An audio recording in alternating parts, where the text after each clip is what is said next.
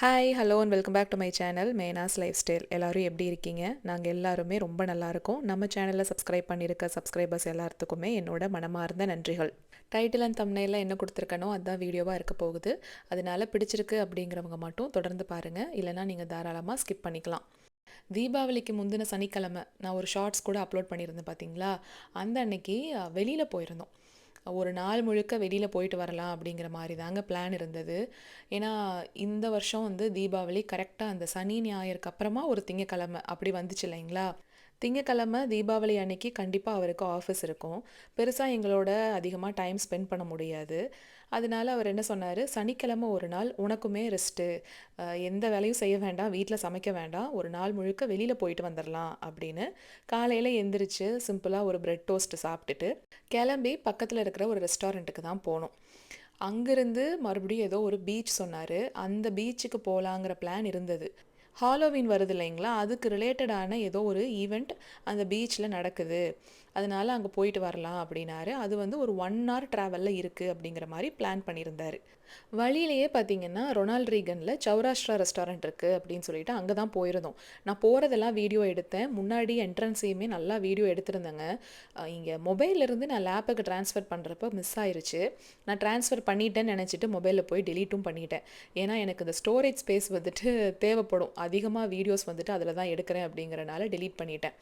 அங்கே பார்த்தீங்கன்னா மெனு இதுதான்: செட்டிநாடு சிக்கன், செட்டிநாடு கோட் கறி, அதுக்கப்புறமா வந்து சிக்கனில் வந்துட்டு ஒரு மஞ்சூரியன் டைப்பில் ஒன்று, அந்த மாதிரியெல்லாம் ஆர்டர் பண்ணியிருந்தோம். அந்த ரைஸ் வந்து எக்ஸ்ட்ராவாக வந்தது, நாங்கள் ஆர்டர் பண்ணலை. கார்லிக் நான் ஆர்டர் பண்ணியிருந்தோம். எப்போவுமே இந்த மாதிரி ஆர்டர் பண்ணுறப்ப ரெஸ்டாரண்ட்ஸில் என்ன பண்ணுவாங்க, பாஸ்மதி ரைஸ் மட்டும் தனியாக கொடுப்பாங்க இல்லையா? இங்கே என்ன பண்ணியிருக்காங்கன்னா நல்லா கீ ரைஸ் மாதிரியே பண்ணி கொடுத்துருந்தாங்க. ரொம்ப டேஸ்ட்டாக இருந்தது. இது வந்து இந்த பாதாம் ட்ரிங்க், அதுக்கப்புறம் மேங்கோ லஸ்ஸி, இந்த நம்ம ஊர் தேங்காய் பன் இருக்கும் பார்த்தீங்களா, அதெல்லாம் கூட அங்கே இருந்தது. நான் அதையுமே வீடியோ எடுத்திருந்தேங்க. அங்கே எப்படி மிஸ் ஆச்சுன்னு தெரில. ஃபுட்டை பொறுத்த வரைக்கும் நல்லா இருந்தது. ஏற்கனவே ஒரு தடவை நாங்கள் அங்கே டுகோ வாங்கிட்டு வந்து சாப்பிட்ருக்கோம். என் வீட்டுக்காரர் ஃப்ரெண்டு ஒருத்தரை பார்க்க போயிட்டு வரும்போது அங்கேருந்து தான் கிரேவி வாங்கிட்டு வந்தார். அதனால் அவர் இங்கே போகலாமா, நம்ம டைனிங் பண்ணவே இல்லைல்ல அப்படின்ட்டு தான் போனோம். அங்கே போய் என்ன ஆயிடுச்சு, டுகோ எடுத்துகிட்டு போகிறாங்க பார்த்தீங்களா, பார்சல் வாங்கிட்டு போகிறோம்ல, அவங்களுக்கு தான் ப்ரையாரிட்டி கொடுக்குறாங்க. நாங்கள் போய் ஆர்டர் பண்ணிட்டோம், உட்காந்துருக்கோம் டேபிளில். இந்த தந்தூரி சிக்கன் ஃபஸ்ட்டு ஆர்டர் பண்ணோம், அது வந்துருச்சு. ஃபஸ்ட்டு கிளிப்பிங் பார்த்தீங்கன்னா எழில் சாப்பிட்ருந்தான் இல்லையா, அதில் 4 பீஸ் வந்தது பாக்ஸில். ஆளுக்கு ஒரு பீஸ் நாங்கள் சாப்பிட்டுட்டோம். அப்போவே நான் கேட்டேன், இல்லை பாக்ஸில் வேண்டாம், நாங்கள் இங்கே தானே சாப்பிட போகிறோம் அப்படின்னதுக்கு, இல்லை இங்கே வந்து இதுதான், நாங்கள் பாக்ஸ் பண்ணி தான் கொடுப்போம், சாப்பிட்றதுனாலும் நீங்கள் பிரித்து இங்கேயே சாப்பிட்டுக்கலாம் அப்படின்னு சொன்னார் அவர். சரி ஓகே அப்படின்ட்டு அதை சாப்பிட்டு முடிச்சா வந்துடும் அடுத்தது அப்படின்னு பார்த்தா, வருது வருது வரவே இல்லைங்க. எங்களுக்கு அப்புறம் ஆர்டர் பண்ணுறவங்களுக்கு எல்லாம் கொடுத்துக்கிட்டு இருக்காங்க. அவங்க பார்சல் வாங்கிட்டு போயிட்டே இருக்காங்க. யாருமே அங்கே பெருசாக டைன் பண்ணவே இல்லை. அப்போ தான் எங்களுக்கு தெரிஞ்சது, ஓ பார்சல் வாங்கிட்டு போகிறவங்களுக்கு தான் ப்ரையாரிட்டி போல இருக்குது. அட்லீஸ்ட் குழந்தைங்களோட வந்திருக்காங்களே, குழந்தைங்களுக்காகவாவது ஃபஸ்ட்டு கொடுத்துர்லாம். இத்தனைக்கும் நாங்கள் ஃபஸ்ட்டே வந்து ஆர்டர் பண்ணிட்டோம். அப்படி பார்த்தாலுமே க்யூவில் நாங்கள் தானே ஃபஸ்ட்டு ஆர்டர் போட்டிருக்கோம். அப்படி ஒரு ப்ரையாரிட்டியில் கூட எங்களுக்கு கொடுக்கவே இல்லை. இவரும் ஒரு 4-5 தடவை போய் கேட்குறாரு, இதோ ரெடி ஆகிட்டுருக்கு, ரெடி ஆகிட்டுருக்கு, ஃப்ரெஷ்ஷாக பண்ணிகிட்ருக்காங்க அப்படின்னே சொல்கிறாங்க. ரொம்ப பசி மீறிடுச்சுங்க பசங்களுக்கு. கொஞ்சம் உள்ளே போயிருச்சு இல்லையா, அதனால ரொம்ப பசிக்குது பசிக்குதுன்னு சொல்ல ஆரம்பிச்சிட்டாங்க. ஒரு 1.5 மணி நேரம் கிட்ட ஆயிடுச்சுங்க அங்கேயே. அதுக்கப்புறம் இது வேலையாகாது, எங்களுக்கும் நீங்கள் பார்சல் எப்படி பண்ணி கொடுப்பீங்களோ கொடுங்க, நாங்கள் வீட்டுக்கு வாங்கிட்டு போயிடுறோம் அப்படின்னு சொல்லிட்டு வீட்டுக்கு வாங்கிட்டு வந்து தான் சாப்பிட்டோம். வரும்போதே ஒரு 2:30 கிட்ட ஆயிடுச்சு. சாப்பிட்டு முடிச்சுட்டு எழில்குட்டி தூங்குற டைம் வந்துருச்சு. ஒரு வேளை காரில் போய்கிட்டு இருந்தா கண்டிப்பாக கார்லேயே தூங்கியிருப்பான். வீட்டுக்கு வந்துட்டோம் இல்லைங்களா, இனி மறுபடியும் கிளம்பி பீச்சுக்கு போக முடியாது அப்படின்னு சொல்லிட்டு பசங்களை தூங்க வச்சுட்டாரு. நாங்களும் படுத்து ரெஸ்ட் எடுத்துட்டோம். சாயந்தரமாக பசங்களை மட்டும் கூப்பிட்டுட்டு பக்கத்தில் ஒரு ஸ்ப்ளாஷ் பேடோட ஒரு பார்க் இருக்குது, அங்கே வேணால் போய் தண்ணியில் கொஞ்சம் நேரம் விளையாட விட்டு கூட்டிகிட்டு வரேன் அப்படின்னு சொல்லிட்டு அவர் மட்டும்தான் கூட்டிகிட்டு போனார். அவர் ஆசைப்பட்டது என்னென்னா, வீட்டுக்குள்ளேயே வேலை ஏதோ ஒன்று பார்த்துட்டே இருக்காளே, அவளுக்கு ஒரு நாள் நம்ம பிரேக் கொடுப்போம் அப்படின்ட்டு தான் அவர் இப்படி பிளான் பண்ணார். கடைசியில் பார்த்தா சாப்பாடெல்லாம் வீட்டுக்கு வாங்கிட்டு வந்து பிளேட்டு, கரண்டி, ஸ்பூனு, எப்படியும் அது ஒரு 4 பாத்திரம் சேர்ந்துருது இல்லைங்களா. எப்பவும் போல் என்ன வேலை செய்வோமோ அதே வேலையை தான் அன்றைக்கும் செஞ்சேன். இனி ஏதாவது லாங் வீக்கெண்ட் வருது, இல்லைனா தேங்க்ஸ் கிவிங் வரும், அப்போ தான் பிளான் பண்ணணும். இது மாதிரி இடையில குட்டி குட்டி ட்ரிப்பெல்லாம் போவோங்க. ஆனால் அதிகமாக நான் வீடியோஸில் காமிச்சிருக்க மாட்டேன். ஏன்னா பிரேக் எடுக்கணும்னா அது கம்ப்ளீட் பிரேக்காக தான் இருக்கணும். அங்கேயும் போய் கேமரா ஃபோனுன்னு தூக்கி வச்சுட்டு இருக்கக்கூடாது அப்படின்னு சொல்லிட்டு நான் மோஸ்ட்டாக அதை கவர் பண்ண மாட்டேன். ஒரு சிலது மட்டும்தான் வெளியில் போகிறத நான் காமிச்சிருப்பேன். இது வந்து தீபாவளி அன்னைக்கு காலையில் எடுத்தது. சண்டே அன்னைக்கு அந்த வெளியில் கிறிஸ்மஸ் லைட்டெல்லாம் மாட்டி விட்டுட்டு இருந்தாரு. அதுக்கப்புறம் திங்கக்கிழமை காலையில் இந்த சிக்கன் குழம்பு மட்டும் வச்சுருவோம். குக்கரில் வைக்கிறது தாங்க. எண்ணெய் ஊற்றி சிக்கனை கழுவி சிக்கனை ஃபஸ்ட்டு போட்டு நல்லா ஒரு பெரட்டிட்டு இஞ்சி பூண்டு விழுது, இந்த பவுடர் வந்து அரைச்சது 4 ஸ்பூன், அதுக்கப்புறமா அந்த மசாலா அரைச்சிருக்கோம் பார்த்தீங்களா, அது ஒரு 4 ஸ்பூன் போட்டு ப்ரெஷர் குக்கரில் ஒரே ஒரு விசில் மட்டும்தான் விடுவேன் உப்பு சேர்த்து. இந்த ரெசிபி வந்து ஏற்கனவே நம்ம சேனலில் இருக்குது. இந்த பவுடர் என்ன அரைக்கிறேன், அந்த மசாலா என்ன அரைக்கிறேன் அப்படின்னு. அதனால தான் டீட்டெயில்டாக ரெசிபியை காமிக்கலை. உங்களுக்கு வந்துட்டு அந்த லிங்க்கை நான் என்ன பண்ணுறேன் டிஸ்கிரிப்ஷன் பாக்ஸில் நான் கொடுத்துட்றேன். ஓகேங்களா? இது வந்து ஒரு 4 ஸ்பூன் மட்டும்தாங்க நான் சேர்த்துருக்கேன். மீதி என்ன பண்ணுவேன்னா கொஞ்சம் எடுத்து வச்சிருவேன். ஏன்னா எப்படியும் தீபாவளி முடிஞ்சு அடுத்த நாள் தான் ரொம்ப டயர்டாக இருக்கும் நமக்கு. எதுவுமே செய்கிறதுக்கு தோணாது. இந்த நான்வெஜ் எல்லாம் சமைக்கிறோம் அப்படின்னா கண்டிப்பாக அன்னைக்குள்ளேயே நான் தீத்துருவேன். அப்போ அடுத்த நாளைக்கு என்ன பண்ணலாம் அப்படிங்கிறப்ப இந்த மசாலா, அதுக்கப்புறம் இந்த பவுடர்லாம் அரைச்சி வச்சுருக்கேன் பார்த்தீங்களா, இதை அப்படியே போட்டு முட்டையை வேக வச்சு முட்டை குழம்பு மாதிரி பண்ணிடுவேன். வெறும் வெள்ளை சாப்பாடு மட்டும்தான் அடுத்த நாள் வைப்பேன். அதனால நமக்கு ரொம்ப ஈஸியாக போயிடும் வேலை. அன்னைக்கு காலையில் நேரமே எந்திரிச்சு அந்த மசாலா கரைக்கிறதெல்லாம் ஃபஸ்ட்டு அரைச்சி வச்சுட்டேன். அன்னைக்குன்னு பார்த்து முகிலுக்கு பேரண்ட்ஸ் டீச்சர்ஸ் மீட்டிங் இருந்ததுங்க. ஆன்லைனில் தான், ஜூம் கால் தான் போகும். அதனால அதை முடிச்சுட்டு வந்துட்டு இட்லி ஊற்றிக்கலாம் அப்படின்னு சொல்லிட்டு இட்லி ஊற்றிட்டு இருந்தேன். அவருக்குமே அன்னைக்கு ஆஃபீஸ் இருக்குது, முகிலுக்கு மட்டும்தான் லீவு. அதனால இட்லியெல்லாம் சாப்பிட்டுட்டு அவர் வேலை பார்க்குற கிளம்பிட்டாரு. அதுக்கப்புறமா எப்பவும் போல் தீபாவளி அன்னைக்கு எப்படி இருக்குமோ அந்த மாதிரி ஒரு டிப்பிக்கல் தீபாவளி டே தான். தனியா, மிளகு, சீரகம், சோம்பு, 2 கிராம்பு, 2 ஏலக்காய், ஒரு துண்டு பட்டை, காரத்துக்கு 3 வரமிளகாய். வரமிளகாயை கம்மி பண்ணிவிட்டு மிளகு கொஞ்சம் அதிகமாக சேர்த்துக்கிட்டிங்கன்னா இந்த மாதிரி நல்ல டார்க் கலரில் குழம்பு கிடைக்கும். அரைக்கும் போது கொஞ்சமாக காஷ்மீரி பவுடர் போட்டு நான் அரைச்சிக்குவேன். இந்த பவுடரை மட்டும் தனியாக அரைச்சி வச்சுக்கிட்டு இந்த பவுடர் மட்டுமே சேர்த்து கூட நீங்கள் குழம்பு வைக்கலாம். கடைசியாக தேங்காய் அரைச்சி ஊற்றிக்கலாம். நான் வந்து வெங்காயம், தக்காளி எல்லாம் அரைச்சி தனியாக மறுபடியும் சேர்த்துக்கிறேன். இப்போ இது எல்லாத்தையும் ஒன்றா கூட நீங்கள் அரைச்சி வச்சுக்கலாங்க. அது உங்களோட ப்ரிஃபரன்ஸ் தான். நான் வந்து இன்றைக்கி என்ன பண்ணிட்டேன், காலையில் வைக்கிற குழம்புல தேங்காய் சேர்க்கலை. ஸ்டீமெல்லாம் போனதுக்கப்புறம் திறந்து பார்த்தீங்கன்னா இந்த மாதிரி எண்ணெய் நல்லா பிரிஞ்சு வந்திருக்கும். ஒரே ஒரு விசில் போதும் மீடியம் ஃப்ளேமில். ஏன்னா சிக்கன் இல்லைங்களா, மட்டன்னா தான் நிறையா விடணும். சிக்கன் அப்படிங்கிறப்ப ரொம்ப மாவு மாதிரி வெந்து போயிடும். அதனால் ஒரு விசில் போதும். எண்ணெயெல்லாம் நல்லா இந்த மாதிரி பிரிஞ்சு வந்ததுக்கப்புறமா கடுகு, கருவேப்பிலை, தாளிப்பு நான் சேர்த்துக்குவேன். இப்போ தாளிப்பு சேர்க்கறதுக்கு முன்னாடி தேங்காய் இருக்கு இல்லைங்களா, தேங்காய் வந்து ஒரு 2 டேபிள் ஸ்பூன் மட்டும் தண்ணி சேர்த்து அரைச்சி நீங்கள் சேர்த்துக்கோங்க. எப்போவுமே ப்ரெஷர் குக்கர் மூடி விசில் போட்டு வேக வைக்கிறதுக்கு முன்னாடி தேங்காய் சேர்க்க வேண்டாம். அது என்ன ஆயிரும், ஒரு மாதிரி திரியாக இருக்கும். இதுவே ஸ்டீமெல்லாம் போனதுக்கப்புறம் திறந்து கடைசியாக தேங்காய் ஊற்றி ஒரு கொதி விட்டுட்டு தாளிப்பு சேர்த்துக்கோங்க. நான் மோஸ்ட்டாக என்ன பண்ணுவேன்னா காலையில் இந்த மாதிரி குழம்பு வைக்கும்போது தேங்காய் அவாய்ட் பண்ணிடுவேன். அப்போதைக்கு சாப்பிட்ருவோம். மதியத்துக்கும் இந்த குழம்பு வந்துட்டு சாப்பிட்டுக்குவோம். அப்போது குழம்பு குவான்டிட்டி வந்து நைட் ஆகும்போது கம்மியாயிரும் இல்லைங்களா, அப்போ என்ன பண்ணுவேன், கொஞ்சமாக மிளகாத்தூள் மறுபடியும் சேர்த்து தேங்காய் அரைச்சி ஊற்றி திரும்பவும் கொதி விட்டு இட்லிக்கோ தோசைக்கோ நாங்கள் சாப்பிட்டுக்குவோம். அப்போ என்னாகும் அப்படின்னா குழம்போட குவான்டிட்டியும் நமக்கு கொஞ்சம் அதிகமாக கிடைச்ச மாதிரி இருக்கும். அது தேங்காய் சேர்த்த உடனே அன்றைக்கி நைட்டே சாப்பிட்டு முடிச்சிருவோம். ஸோ இப்படி தான் நான் செஞ்சுப்பேன். அதனால தான் காலையில் நான் தேங்காய் சேர்க்கலை. பசங்களுக்கு இட்லி ஊட்டி விட்டுட்டு அவரும் சாப்பிட்டுட்டாரு. நானும் சாப்பிட்டுட்டு அதுக்கப்புறமா லஞ்ச் வேலை இருக்குது. இந்த ஜாமுன் வந்து செஞ்சு நான் ஷார்ட்ஸில் ஷேர் பண்ணியிருந்தேன் பார்த்தீங்களா, அப்போது ஒரு சிலர் வந்துட்டு கேட்டிருந்தீங்க, வெளியில் வைப்பீங்களா இல்லை ஃப்ரிட்ஜுக்குள்ளே ஸ்டோர் பண்ணுவீங்களா அப்படின்ட்டு. 3 நாளைக்கு மேலே நம்ம வெளியில் வைக்க முடியாதுங்க. ஏன்னா பால் சேர்த்து நம்ம உருட்டுறோம் இல்லைங்களா, அதனால நான் ஃப்ரிட்ஜில் வச்சுருவேன். எப்போ தேவையோ இந்த மாதிரி இப்போ எங்கள் 4 பேருக்கு ஆளுக்கு ஒன்று அப்படின்னு வெளியில் ஒரு பவுலில் எடுத்து லைட்டாக ஒரு 20 செகண்ட்ஸ் மட்டும் மைக்ரோவேவில் நம்ம வார்ம் பண்ணிட்டோம் அப்படின்னா நல்லா சாப்பிட்ற மாதிரி சாஃப்டாக கிடச்சிரும். அதுக்கப்புறம் திரும்பவும் மற்றது எல்லாத்தையும் தூக்கி நான் உள்ளே வச்சுருவேன். இப்படி தான் நான் வந்துட்டு ஸ்டோர் பண்ணிக்கிட்டு இருக்கேன். பாதுஷாவுமே அதே மாதிரி தான். நிறைய பேர் எனக்கு நிறைய ஃபோட்டோஸ் அனுப்பியிருந்தீங்க. ஜாமுனும் சரி, பாதுஷாவும் சரி அதே மாதிரி வந்திருக்கு, ரொம்ப ரொம்ப தேங்க்ஸ் அப்படின்னு சொல்லிட்டு அத்தனை பேர் ஃபோட்டோ அனுப்பியிருந்தீங்க. ரொம்ப ரொம்ப தேங்க்ஸுங்க. மட்டன் கோலா உருண்டை செய்கிறதுக்கு இந்த கீமா வாங்கிட்டு வந்திருந்தாரு. இது வந்து பிரியாணிக்காக வாங்கிட்டு வந்திருந்தாரு. பசங்களை வச்சுக்கிட்டு அன்றைக்கி வேறு வீடியோ எடுத்துகிட்டு இருந்தாங்களா, ரொம்ப வந்துட்டு இடைஞ்சல் பண்ணிக்கிட்டே இருந்தானுங்க. பால் விளையாண்டுட்டு இருந்தானுங்க. ஏதாவது ஒன்று அவன் இவனை வந்து ஏதாவது ஒன்று பண்ணிடுவான், இவன் அவனை ஏதாவது பண்ணிடுவான். அவங்க 2 பேருக்கும் நடுவில் பஞ்சாயத்து பண்ணுறதுக்கே எனக்கு டைம் சரியாக இருந்தது. அதனால தான் ரெசிப்பியில் என்னால் அன்றைக்கி சரியாக கான்சென்ட்ரேட் பண்ண முடியலை. அப்பையும் பார்த்தீங்கன்னா கோலா உருண்டை எப்படியாவது முழு ரெசிபி எடுத்துடலாம் அப்படின்ட்டு போராடி பார்த்தேன். ஏதாவது ஒன்று பண்ணிக்கிட்டே இருந்தாங்க. இடையில எழில்குட்டிக்கு தூக்கம் வந்துருச்சு, அவனை போய் தூங்க வச்சுட்டு வந்தேன். கோலா உருண்டை ரொம்ப சிம்பிள் தாங்க. ஒரு மிக்சர் ஜாரில் இப்போ நான் காமிக்கிறேன் பாருங்கள். சோம்பு, கசகசா, ஏலக்காய், மிளகு, இதெல்லாம் ஃபஸ்ட்டு போட்டு நல்லா ஒரு பவுடராக அரைச்சிக்கணும். அதுக்கப்புறம் ஒன்று நீங்கள் பச்சை மிளகா சேர்த்துக்கலாம், அப்படி இல்லைனா வரமிளகா சேர்த்துக்கலாம். நான் வரமிளகா சேர்த்து அதையும் நான் அரைச்சிக்கிறேன். இதை வந்து தனியாக வச்சுக்கணும். பொட்டுக்கடலை என்ன பண்ணுங்கள், ஒரு கையளவுக்கு எடுத்து பொட்டுக்கடலையும் தனியாக பவுடர் பண்ணி வச்சுக்கோங்க. ஏன்னா அதுதான் வந்து பைண்டிங் ஏஜெண்ட்டாக இருக்க போகுது கோலா உருண்டைக்கு. இது 2யும் பவுடர் பண்ணி வச்சுட்டோம் அப்படின்னாவே பாதி வேலை முடிஞ்சுது. இன்னொரு பாதி வேலை என்னென்னா, கழுவி வச்சுருக்க கீமாவை எண்ணெயில் சேர்த்து நல்லா நம்ம ஃப்ரை பண்ணி எடுத்துக்கணும். இதை வந்து நல்லா நம்ம வேக வச்சு தான் எடுக்கணும்.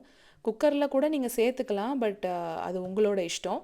டைம் எடுக்கும் அப்படின்னு நினச்சிங்கன்னா குக்கரில் கூட போட்டுக்கோங்க. நான் வந்து ஒரு கடாயில் தான் போட்டு பண்ணிகிட்ருக்கேன். முதல்ல அதே கடாயில் கொஞ்சமாக எண்ணெய் விட்டு ஒரு பெரிய வெங்காயம், ஒரு 4 பல் பூண்டு, 2 இன்ச் அளவுக்கு இஞ்சி இதெல்லாம் போட்டுட்டு நல்லா வதக்கிடுங்க. வதக்கினதுக்கப்புறமா அதை வந்து அரைச்சிக்கலாம். அரைச்சிட்டு இப்போ நான் மறுபடியும் கடாயில் அந்த கீமாவை போட்டிருக்கேன் பார்த்தீங்களா, அதோடு சேர்த்து நம்ம குக் பண்ணணும். உப்பு சேர்த்துக்கணும். உங்களுக்கு வேணும்னா காஷ்மீரி மிளகாய்த்தூள் கூட சேர்த்துக்கலாம். அது வந்து அந்த பக்கம் தனியாக வெந்துக்கிட்டு இருக்கு. இந்த பக்கம் பிரியாணி வந்து இந்த மாதிரி தண்ணியெல்லாம் கொஞ்சம் வற்றி அரிசி தெரிய ஆரம்பிக்கும் போது அலுமினியம் ஃபாயில் போட்டு ஏற்கனவே அவனை வந்து ப்ரீஹீட் பண்ணி வச்சுருக்கேன். ப்ரீஹீட் பண்ணதுக்கப்புறமா அதை கேன்சல் பண்ணிடுங்க. அதாவது இந்த பிரியாணி பாட்டை தூக்கி உள்ளே வைக்கும்போது தான் நம்ம கேன்சல் கொடுக்கணும். அது வரைக்கும் அது ப்ரீஹீட் மோட்லேயே தான் இருக்கணும். உள்ளே வச்சதுக்கப்புறமா நம்ம ஆஃப் பண்ணிடலாம். அந்த சூட்லேயே அது தம்மில் இருந்து நல்லா வெந்து வந்துடும். இந்த ரெசிபியும் ஏற்கனவே டீட்டெயில்டாக இருக்குது, பிரியாணி ரெசிபி. அந்த லிங்க்கையுமே நான் கீழே டிஸ்கிரிப்ஷன் பாக்ஸில் கொடுத்துட்றேன். இப்போ பாருங்கள், நம்ம நல்லா வேக வச்சதுக்கப்புறமா அதையும் மிக்சி ஜாரில் போட்டு ஒரு பல்ஸ் கொடுத்துக்கணும். இப்போது அரைச்சி வச்சுருக்க பவுடர் எல்லாத்தையும் ஒன்று ஒன்றா உள்ளே சேர்க்கணும். அதுக்கப்புறம் கொஞ்சமாக கட் பண்ணி வச்சுருக்க கொத்தமல்லி இலை, இப்போ வந்து கறிவேப்பிலை தூள் கொஞ்சமாக சேர்த்துக்கிறேன். அதுக்கப்புறம் பொட்டுக்கடலை மாவு அரைச்சது எல்லாத்தையும் மொத்தமாக சேர்த்துக்காம கொஞ்சம் கொஞ்சமாக போட்டு சேர்த்து உருண்டை பிடிச்சிக்கலாம். இதை வந்து எண்ணெயில் ஃப்ரை பண்ணி எடுத்துக்கலாம். அவ்வளவுதான். கண்டிப்பாக ஒரு நாள் உங்களுக்கு ஷார்ட்ஸில் தனியாக டீட்டெயில்டாக உங்களுக்கு நான் சொல்கிறேன். அரைச்ச பொட்டுக்கடலை மாவு எல்லாமே எனக்கு தேவைப்படலைங்க. சும்மா 2 தடவை தான் நான் சேர்த்து பிசைஞ்சேன். தூங்கி எந்திரிச்சிட்டான். அதுக்குள்ளே ஒரு மாதிரி தூக்க கலக்கத்திலேயே இருக்கான் அப்படின்னு சொல்லிட்டு, அந்த மாதிரி இருக்கும்போது தூக்கி வச்சுக்க சொல்லுவான். போய் சோஃபாலையும் உட்கார மாட்டான், அவங்க அண்ணன் கூடயும் விளையாட மாட்டான். கொஞ்ச நேரம் கொஞ்சி பக்கத்துலேயே வச்சுட்டு அதுக்கப்புறம் தான் கொண்டு போய் விடணும். எழில்குட்டி போட்டிருக்கான் இல்லைங்களா ஒரு டிஷர்ட்டு, அது ஜூடியோவில் வாங்கினது ஊரில். கொரியர் அனுப்பும்போது அனுப்பி வச்சுருந்தாங்க. இதே மாதிரி பேட்டர்னில் இன்னும் 2 கூட இருக்குது. இது புதுசு. ரெஸ்டாரண்ட்டுக்கு அன்றைக்கி போயிட்டு வந்துட்டு கழட்டி வச்சுட்டோம். கொஞ்ச நேரம் தானே போட்டிருந்தான் அப்படின்னு. அன்றைக்கெல்லாம் மறந்துட்டாங்க. ஞாயிற்றுக்கிழமை சாயந்தரம் கிறிஸ்மஸ் லைட் வந்துட்டு போடும்போது என்ன நினச்சான்னு தெரில, எனக்கு அதே டிஷர்ட் தான் எனக்கு வேணும், எனக்கு அதே ட்ரெஸ்ஸை கொடுங்க அப்படின்னு சொல்லி அடம் பிடிச்சி வாங்கி போட்டுக்கிட்டு அதோடையே சுற்றிக்கிட்டு இருக்கான். தீபாவளி அன்னைக்கு மதியமும் ஆயிடுச்சு. நான் சொன்னேன் தலை குளிச்சுக்கலாம் எண்ணெய் வச்சு அப்படின்னு சொல்கிறேன். தலைக்கு மட்டும் வேண்டாங்கம்மா, உடம்பு குளிச்சுக்கலாம். தலைக்கு தண்ணி படவே கூடாதுங்க அவனை பொறுத்த வரைக்கும். பாத்ரூமில் குளிக்க கூட்டிகிட்டு போனோம் அப்படின்னாவே அலறல் சத்தமாக தான் இருக்கும். பிரியாணி எல்லாம் அன்றைக்கி கொஞ்சம் எக்ஸ்ட்ராவாக தாங்க செஞ்சுருந்தேன். கொண்டு போய் நெய்பர்ஸ்க்கெல்லாம் கொடுத்துட்டு வந்துட்டேன். ஸ்வீட்ஸுமே ஷேர் பண்ணிட்டேன். இப்போது என்னோடய நெய்பர்ஸ்க்கு நான் கொண்டு போய் கொடுக்குறேன் அப்படிங்கிறத நான் சொல்லிக்கிட்டே இருக்கணும், நான் காமிச்சிக்கிட்டே இருக்கணும்னு எக்ஸ்பெக்ட் பண்ணுறீங்க ஒரு சிலர். அது வந்து நல்லா இருக்காதுன்னு எனக்கு தோணுது. ஏன்னா நமக்கு ஒருத்தவங்க வந்து செய்கிறாங்க, நமக்கு ஏதாவது கிஃப்ட் கொடுக்குறாங்க அப்படின்னா அதை எத்தனை தடவை வேணாலும் நம்ம அப்ரிஷியேட் பண்ணி நம்ம சொல்லிக்கிட்டே இருக்கலாம். ஆனால் நம்ம ஒருத்தவங்களுக்கு ஏதாவது வாங்கி கொடுக்குறோம் இல்லை செஞ்சு கொண்டு போய் கொடுக்குறோம் அப்படின்னா அதை சும்மா சும்மா சொல்லி காமிச்சிக்கிட்டே இருந்தோம்னா அது நல்லா இருக்காதுங்க. அதனால தான் அதை நான் வீடியோஸில் அதிகமாக காமிக்கிறது இல்லை. ஒரு தடவை 2 தடவை நம்ம காமிக்கிறோம் அப்படிங்கிறது வேறு. சும்மா சும்மா கொண்டு போய் கொடுக்குறதெல்லாம் நான் காமிச்சிக்கிட்டே இருந்தேன் அப்படின்னா அவங்களுமே வீடியோஸ் வந்துட்டு பார்க்குறாங்க இல்லையா. அதுலேயும் இப்போ ஒரு மொபைலில் வந்து எப்படி பார்க்கணும் அப்படின்ட்டு கேட்டு தெரிஞ்சுக்கிட்டு பார்த்துக்கிட்டு இருக்காரு. அப்படிங்கிறப்ப அவர் என்ன நினைப்பாரு, ஐயோ நம்ம கொண்டு வந்து கொடுக்குறது இந்த பொண்ணு காமிச்சிக்கிட்டே இருக்கே, அதனால நம்மளும் ஏதாவது செஞ்சு திருப்பி கொண்டு போய் கொடுக்கணும் அப்படிங்கிற ஒரு நிலைக்கு தள்ளக்கூடாது அவங்கள. ஸோ அதுக்காக தான் நான் வந்துட்டு அதெல்லாம் வீடியோவில் காமிக்கிறதில்ல. ஹோப் நீங்கள் புரிஞ்சுக்குவீங்க அப்படின்ட்டு நினைக்கிறேன். நான் போன வீடியோவில் சொன்னேன் பார்த்தீங்களா, முடிஞ்சால் இன்னும் 2-3 நாள்லேயே லாங் வீடியோ அப்லோட் பண்ணுறேன் அப்படின்னு. அந்த பிளானில் தான் இருந்தேன். காலையிலேருந்து தீபாவளி அன்னைக்கு எடுத்த வீடியோஸை அடுத்த நாளே கூட நம்ம அப்லோட் பண்ணிடலாம் அப்படின்ட்டு உடனுக்குடனே ட்ரான்ஸ்ஃபர் பண்ணிக்கிட்டு தாங்க இருந்தேன். ஆனாலும் சுத்தமாக முடியல. எடிட் பண்ணுறதுக்கு எனக்கு டைமே கிடைக்கல. அதுலேயும் முகிலெல்லாம் வீட்டில் தான் இருந்தான் அன்னைக்கு. சுத்தமாகவே எனக்கு டைம் கிடைக்கல. அதில் அன்னைக்குன்னு பார்த்து தான் அவருக்கு வேலை வந்துட்டு ரொம்ப நேரம் வரைக்கும் இருந்துச்சு. ஃபெஸ்டிவல் அப்போல்லாம் இதே மாதிரி தான். ஆயுத பூஜை அன்னைக்கும் இதே மாதிரி தான் உட்காந்து வேலை பார்த்துக்கிட்டே இருந்தார். இப்போ முடியும் அப்போ முடியும்னா அது முடியவே மாட்டேங்குது. கரெக்டாக தீபாவளி அன்னைக்கும் இதே பிரச்சனை. இங்கே இவங்களோட ஹாலிடேஸ்லாம் இருக்கும் பார்த்தீங்களா, Christmas, thanks giving, new year, இதுக்கெல்லாம் லீவ் விட்டுருவாங்க. அதனால பிரச்சனை இல்லை. நம்மளோட இந்தியன் ஃபெஸ்டிவல்ஸ்க்கு தான் நல்லா மாட்டுவோம். முகிலுக்கு அவங்க ஸ்கூலில் இந்த ஸ்டாஃப் டெவலப்மெண்ட் அப்படின்னு சொல்லிட்டு ஒன்று வைப்பாங்க. அப்போ வந்து பார்த்திங்கன்னா ஸ்டூடெண்ட்ஸ்க்கெல்லாம் லீவ் விட்டுருவாங்க. அதனால தான் தேர்ஸ்டே, ஃப்ரைடே, அதுக்கப்புறமா மண்டேவுமே லீவ் அவனுக்கு. இல்லைன்னா இவங்க தீபாவளிக்கெல்லாம் லீவ் விட மாட்டாங்க. பட் ஒரு சில ஸ்டேட்ஸ்லலாம் பார்த்திங்கன்னா தீபாவளியுமே டிக்ளேர் பண்ணியிருக்காங்க ஹாலிடேவாக. ஆனால் எங்களுக்கெல்லாம் அப்படி பண்ணலை. கமெண்ட்ஸ் எல்லாம் ரொம்ப பெண்டிங் வச்சுட்டேன். அன்றைக்கி உட்காந்து கொஞ்சம் நேரம் டைம் கிடச்சிதே, கமெண்ட்ஸ்க்கெல்லாம் ரிப்ளை பண்ணிடலாம் அப்படின்ட்டு தாங்க உட்காந்தேன். கரெக்டாக வந்துட்டானுங்க. ஒன்று மாற்றி ஒன்று, அவன் என்ன அடிச்சிட்டான், அவன் இங்கே தள்ளி விட்டுட்டான், இங்கே எனக்கு காயம், எனக்கு அங்கே வலிக்குது அப்படின்னு மாற்றி மாற்றி கம்ப்ளைண்ட்டாக தான் இருக்கும். அதுக்கப்புறம் நானும் பார்த்தேன், சரி இந்த மூடில் உட்காந்து நம்ம கமெண்ட்டுக்கு ரிப்ளை பண்ண முடியாது அப்படின்னு அடுத்த வேலையை பார்க்க போயிட்டேன். சீக்கிரமாகவே உங்களோட எல்லா கமெண்ட்ஸுக்கும் நான் ரிப்ளை பண்ணிடுறேங்க. இவ்வளோ பெண்டிங் நான் வச்சதே இல்லை. இப்போ ரொம்ப பெண்டிங் ஆயிடுச்சு. நிறையா கமெண்ட்ஸ் வந்துக்கிட்டே இருக்குது. சீக்கிரத்தில் நான் ரிப்ளை பண்ணிடுறேன். இந்த நான்வெஜ் சமைக்கிறப்ப மட்டும் பார்த்திங்கன்னா ஒரு மாதிரி பிசு பிசுன்னு இருக்கும் அந்த கவுண்டர் டாப்பே. அதனால அந்த டான் ஸ்ப்ரேயில் அப்போவே கொஞ்சம் எல்லாத்தையும் வந்து தொடச்சி விட்டுட்டு ஸ்டவ்வையும் தொடச்சிட்டேன். சிங்கையுமே நல்லா பேக்கிங் சோடா போட்டு கழுவி விட்டுருவேன். ஏன்னா அது ஒரு மாதிரி ஸ்மெல் வரும் எனக்கு. அதில் வேற கீமா கழுவி இருந்தேன் பார்த்தீங்களா. யூஸ்வலாக இந்த பெரிய பெரிய பீஸாக இருக்கிற மட்டன் சிக்கன்லாம் கழுவுறப்ப கூட ஒன்றும் வந்து இருக்காது. இந்த கீமாலாம் நல்லா வாஷ் பண்ணி எடுக்கிறப்ப நிறையா அந்த சிங்கில் ஒட்டியிருக்கும். அதனால உடனேவே பேக்கிங் சோடா, வினிகர் போட்டு நல்லா கழுவி விட்டுட்டு இனி அடுத்து பசங்களெல்லாம் குளிக்க வச்சுட்டு கிளம்புறது தான் வேலை. இந்த பேக்கிங் சோடா, வினிகர்லாம் பார்த்திங்கன்னா வாரத்தில் ஒரு நாள் தான் போட்டு கழுவுவேன். எல்லா நாளும்லாம் போட்டு கழுவ மாட்டேன். அந்த மாதிரி கழுவிட்டு அந்த ஸ்பாஞ்சு, கம்பி ப்ரஷ்ஷு எல்லாத்தையுமே தூக்கி போட்டுட்டு புதுசாக இன்னொரு செட் எடுத்து நான் வச்சுருவேன். பொதுவாகவே காலையில் எந்திரிச்ச உடனேயே எண்ணெய் வச்சு தேய்ச்சி நல்லா குளிச்சுருவோம் இல்லைங்களா தீபாவளி அன்னைக்கு. அதுவும் நான் சின்ன பிள்ளையாக இருக்கும் போதெல்லாம் முடி வேறு நிறையா இருக்கும். நல்ல நீளமாகவும் இருக்கும், அதே சமயத்தில் அடர்த்தியாகவும் இருக்கும். ரெட்டை ஜடையெல்லாம் இப்போ வந்து பார்த்திங்கன்னா அதில் 10ல் 1 பங்கு தான் எனக்கு இருக்குது. அந்தளவுக்கு முடி இருக்குங்க. தீபாவளி அன்னைக்கு காலையில் தம்பிக்கு, அப்பாவுக்கு எல்லாம் எண்ணெய் வச்சு விட்டுட்டு அதுக்கப்புறமா தான் எனக்கு வச்சு விடுவாங்க. அதுவும் முடி நிறையா இருக்கிறதுனால ரொம்ப லேட் ஆகும். எல்லாம் வச்சு விட்டுட்டு ஷியக்காய் தேய்ச்சி அம்மா குளிப்பாட்டியும் விட்டுருவாங்க அந்த அன்னைக்கு மட்டும். பசங்களுக்கு எண்ணெய் தேய்ச்சி விடும்போது எனக்கு அதெல்லாம் ஞாபகம் வந்துருச்சு. பேசாமல் சின்ன பசங்களாகவே இருந்திருக்கலாம் போல இருக்குச்சா, இவ்வளோ சீக்கிரம் வளர்ந்துட்டோமே அப்படிங்கிற மாதிரி தான் இருக்குது. எப்போடா புது ட்ரெஸ் போட விடுவாங்க அப்படிங்கிற ஒரு ஏக்கம் இருக்கும். எப்போ தான் பட்டாசு வெடிக்க போகிறோமோங்கிற ஏக்கம் இருக்கும். ஏன்னா அப்போல்லாம் பார்த்திங்கன்னா பட்டாசு வாங்கி வச்சுட்டு எல்லாத்தையுமே கொடுக்க மாட்டாங்க. கொஞ்சம் எடுத்து வச்சுக்குவாங்க. கார்த்திகை தீபத்தன்னைக்கு வச்சுக்கலாம் அப்படின்னு சொல்லிட்டு எடுத்து வச்சுருவாங்க பத்திரமா. இன்னொன்று, அந்த தெருவில் இருக்கோம் அப்படின்னா யார் வீட்டில் வந்துட்டு அதிகமாக வெடிக்கிறாங்கங்கிற போட்டி வேறு இருக்கும். யார் வீட்டு வாசல் வந்து நிறைஞ்சிருக்குன்னு பார்க்குறதுல வேற ஒரு ஆர்வம் இருக்கும். இது எல்லாமே இருக்கும். அப்போது நிறையா வெரைட்டிஸ் ஆஃப் பட்டாசெல்லாம் கிடையாது, ஓரளவுக்கு தான் இருந்தது. ஆனால் அதுக்கே அத்தனை போட்டி போட்டுக்கிட்டு இருப்போம். இப்போ வந்து ரீசெண்டாக நான் அந்த இன்ஸ்டாவில் பார்த்தேன், ஒரு கிட்டார் ஷேப்பில் ஒன்று வச்சு வெடிச்சுக்கிட்டு இருந்தாங்க. அது முதல்ல எந்த வெரைட்டினே தெரில. ஏன்னா அது ஸ்பார்க் ஆகுது கம்பி மத்தாப்பு மாதிரியே, அதனால தான் கையில் வச்சுருக்காங்க போல் அப்படின்ட்டு நினச்சேன். ஆனால் திடீர்னு அது வெடிக்குது. அதே மாதிரி நிறைய வீடியோஸ் வந்துட்டு அடுத்தடுத்து வந்துச்சு. எல்லாமே மோஸ்ட்டாக பார்த்தீங்கன்னா வெடிச்சிருது. ஆனால் அவங்க கையில் தான் வச்சுருக்காங்க. அப்போ தெரியாமல் தான் வச்சுருக்காங்க இல்லையா, கையில் தான் பிடிக்கணும் போல். அதனால தான் அந்த கிட்டார் ஷேப்பில் கொடுத்துருக்காங்க, அந்த கிட்டார் அப்படியே கையில் பிடிச்சிக்கிற மாதிரி. ஆனால் அது வந்து என்ன ஃபால்ட்டுன்னு தெரில, அது வெடிக்குது. அதுலேயும் இன்னொரு வீடியோவில் பார்த்தீங்கன்னா ஒரு லேடி ஒரு குரூப்பாக நிற்கிறாங்க அவங்க ஃபேமிலியோட. அது கையில் வச்சுருக்காங்க. திடீர்னு அப்படியே பர்ஸ்ட் ஆயிடுச்சு. அவங்க ஓடுறாங்க. அந்த தீ அப்படியே அவங்க பின்னாடியே துரத்துதுங்க. அவங்க ட்ரெஸ்ஸில் அப்படியே பட்டுருச்சு. அதெல்லாம் பார்க்கும்போது நமக்கு பக்கு பக்குன்னு இருக்குது. இவ்வளோ அன்சேஃபான பட்டாசெல்லாம் வந்துட்டு ஏன் மார்க்கெட்டில் வருதுன்னு தெரில. அதை காசு கொடுத்து வாங்கி நம்ம தான் வினையை சம்பாரிச்சுக்கிறோம். அட்லீஸ்ட் அடுத்த தீபாவளிக்காவது எல்லோரும் கொஞ்சம் சேஃபாக பார்த்து வாங்கி யூஸ் பண்ணுவாங்க அப்படின்ட்டு நம்புகிறேன். முகிலுக்கு ஈஸியாக தலை குளிப்பாட்டி விட்டுறலாங்க. ஆனால் இவன் இருக்கான் பாருங்கள், இவனுக்கு தலைக்கு குளிப்பாட்டணும் அப்படின்னாவே பெரும் போராட்டம் தான். அவங்க அப்பா ஹெல்ப் இல்லாமல் என்னால் அதை பண்ணவே முடியாது. அப்படி அழுவான் தலைக்கு குளித்து முடிக்கிற வரைக்கும். இப்போ பாருங்களேன், அப்படியே ஒன்றுமே தெரியாதவனாட்ட தலை காய வைக்கிறதுக்கு என்ன போஸில் உட்காந்துருக்கான்னு. இந்த பையனா அழுதுது அப்படிங்கிற அளவுக்கு இருக்கும். நான் ஆக்சுவலாக வந்துட்டு அந்த வாய்ஸ் எல்லாத்தையும் நான் கட் பண்ணிட்டேன் அப்படிங்கிறதுனால உங்களுக்கு தெரியலை. ஆனால் பாத்ரூம் முழுக்க அலறல் சத்தமாக தான் இருந்தது அவன் குளிச்சு முடிக்கிற வரைக்கும். மீட்டிங் இருந்தாலும் பரவாயில்ல, இடையில ஒரு 5 நிமிஷம் மட்டும் வந்து ப்ளீஸ் எனக்கு ஹெல்ப் பண்ணிட்டு போங்க அப்படின்ட்டு அவரை கூப்பிட்டு தான் வந்து குளிப்பாட்டி விட்டேன். பசங்களோட ட்ரெஸ் எல்லாம் எடுத்து வச்சுருக்கேன். அவர் வந்துட்டு நீ ட்ரெஸ்ஸை மட்டும் எடுத்து வச்சிரு, நான் எப்போ ரெடி ஆகிறனோ அப்போ தான் ரெடியாகி வருவேன் அப்படின்னு சொல்லிட்டு உட்காந்துட்டாரு மீட்டிங்கில். அவரை பார்த்தாலும் பாவமாக தாங்க இருந்தது. அவரோட மைண்ட் செட்லேருந்து யோசிச்சு பார்த்தா எப்படி இருக்கும்? வீட்டில் எல்லாரும் ஜாலியாக கிளம்பிக்கிட்டு இருக்காங்க, நம்ம மட்டும் உட்காந்து மீட்டிங் அட்டன் பண்ணிக்கிட்டே இருக்குமே அப்படிங்கிற மாதிரி தான் இருக்கும். அவருக்கும் என்ன ஆசையா மீட்டிங்லேயே உட்காரணும்னு. என்ன பண்ணுறது, கஷ்டமாக தான் இருந்துச்சு. பசங்களை ரெடி பண்ணி விடுற வரைக்கும் கூட அமைதியாக இருந்தாங்க. இந்த ட்ரெஸ் எல்லாம் போட்ட உடனே அவங்கள கட்டுப்படுத்தவே முடியல. எப்போ வெளியில் போகலாம், எப்போ வெளியில் போகலான்னு ஒரே அடம். உங்களுக்கெல்லாம் ஹாய் சொல்கிறாங்க, ஹாப்பி தீபாவளி சொல்ல சொன்னேன். 2 பேருக்கும் அதுக்குள்ளே வெக்கம் வந்துருச்சு. 2 பேருக்கும் ஒரே மாதிரி ட்ரெஸ் தாங்க, முடிஞ்ச வரைக்கும் தேடி பாருங்கன்னு சொல்லியிருந்தேன். ஆனால் என்னென்னா அது வந்து சைஸில் பிரச்சனை.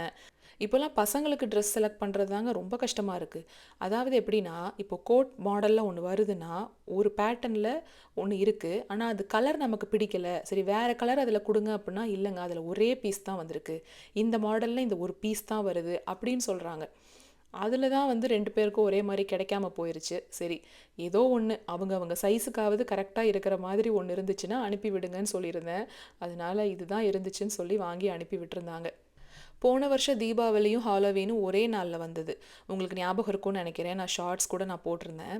அப்போ வந்துட்டு எல்லாரும் பக்கத்தில் எங்கள் நெய்பர் வீட்டில் தான் வந்துட்டு இந்த புஸ்வானம் இந்த மாதிரி எல்லாம் வச்சுருந்தோம். அப்போ தான் வந்து எங்களுக்கு அடுத்த நாள் மெயில் பண்ணியிருந்தாங்க, இது வந்து உங்களுக்கு லாஸ்ட் வார்னிங், இதெல்லாம் வைக்கக்கூடாது, கம்பி மத்தாப்பு இந்த மாதிரி மட்டும்தான் அலவுடு அப்படின்னு சொன்னதுனால தான் இந்த வருஷம் நாங்கள் பெருசாக எதுவுமே பிளான் பண்ணலை வெளியில். அப்பயுமே அவர் என்ன சொல்லிட்டாரு, சேஃபர் சைடுக்கு பேக்யார்ட் போயிடலாம்ப்பா. ஏன்னா பேக்யார்ட் அப்படிங்கிறது ஒவ்வொருத்தவங்களுக்கும் அவங்களோட பர்சனல் ஸ்பேஸ். அங்கே நம்ம என்ன பண்ணாலும் நம்மளை எந்த கொஸ்டின் பண்ண மாட்டாங்க.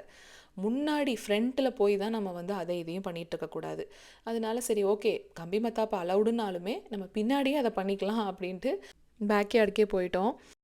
இந்த ஸ்வெட் பேட்ஸ் இருக்குது பார்த்தீங்களா, ப்ளவுஸுக்கு வந்துட்டு நம்ம உள்ள ஸ்வெட் பேட் வைப்போம் இல்லைங்களா, அது ஏன் ரொம்ப சைஸை வந்து குறைச்சிட்டாங்க அப்படின்னே எனக்கு தெரிலங்க. ஃபஸ்ட்டு வாங்கிக்கிட்டு இருந்த அதே பிராண்டு தான் இப்போயும் நான் வாங்குகிறேன். அந்த ஒரு பிங்க் கலரில் இருக்கும் பாருங்கள், பிங்க் அண்ட் ஒயிட் கலரில், அந்த பேக்கு தான் இப்போவுமே நான் வாங்குகிறேன். ஊரில் இருந்து தான் அனுப்பி விட்டுருந்தாங்க. நல்லா அகலமாக இருக்கும், ஒன்று வச்சாவே ஃபுல் கவரேஜ் இருக்கும் முன்னாடியெல்லாம். இப்போ பார்த்தீங்கன்னா ரொம்ப சைஸை வந்து குறைச்சிட்டாங்க. ஒன்று வைக்க வேண்டிய இடத்துல 2 வைக்க வேண்டியதாக இருக்குது. அதுவுமே கரெக்டாக இல்லைங்க. சரி இங்கே பேசாமல் வாங்கிக்கலாம் அப்படின்ட்டு பார்த்தா அதுவுமே ரொம்ப குட்டி குட்டியாக தான் இருக்குது. இந்த சில்க் சாரியெல்லாம் கட்டும்போது சில்க் ப்ளவுஸ் எல்லாம் ரொம்ப வந்துட்டு அந்த ஸ்வெட் ஆயிடுச்சுன்னா அந்த கரை போகிறதுக்கு கொஞ்சம் டைம் எடுக்கும். அதுக்காகவே தான் இந்த ஸ்வெட் பேட்ஸ் வந்துட்டு யூஸ் பண்ணுறது. அதுலேயும் இந்த சில்க் கலந்து இருக்கிற மாதிரியான சல்வார் மெட்டீரியலுமே அதே மாதிரி தான். சல்வாருக்குமே நான் இப்போல்லாம் யூஸ் பண்ண வேண்டியதாக இருக்குது. ஸோ இன்கேஸ் யாருக்காவது தெரிஞ்சுது, கொஞ்சம் பெருசாக ஃபுல் கவரேஜ் இருக்கிற மாதிரி தெரிஞ்சதுன்னா சொல்லுங்கள், இங்கே கிடைச்சாலுமே நான் வாங்கிக்கிறேன். இல்லை நம்ம ஊரில் உங்களுக்கு வேறு ஏதாவது பிராண்டு தெரிஞ்சுது அப்படின்னா கூட கீழே கமெண்ட் பண்ணுங்கள், எனக்கு ரொம்ப யூஸ்ஃபுல்லாக இருக்கும்.